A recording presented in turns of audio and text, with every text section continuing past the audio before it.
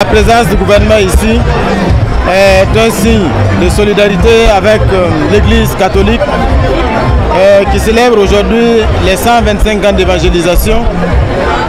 Cette célébration nous offre aussi l'occasion de nous unir dans la prière pour le retour de la paix au Burkina Faso, pour que le Seigneur veille sur nos combattants. C'est aussi l'occasion de saluer, de reconnaître l'œuvre immense que l'Église catholique a apportée dans la marche de notre pays, notamment à travers un certain nombre d'œuvres dans des domaines vitaux comme l'éducation, comme la santé, comme l'humanitaire,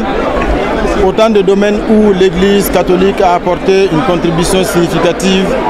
à l'épanouissement des populations au Burkina Faso. C'est aussi l'occasion de saluer la présence ici à Ouagadougou du secrétaire d'État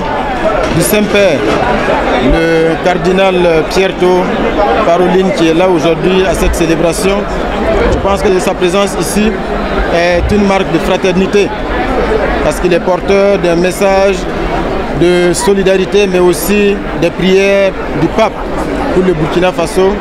Et sa présence ici à Ouagadougou aussi est un message au reste du monde que le Burkina Faso reste un pays fréquentable,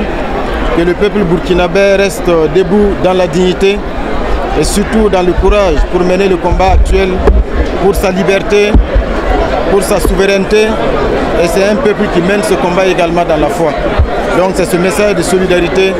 dont nous sommes porteurs aujourd'hui à l'endroit de l'Église catholique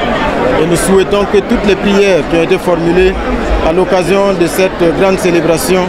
puissent donc voir grâce aux yeux du Seigneur pour le retour de la paix au Burkina Faso, pour le retour de la paix au Sahel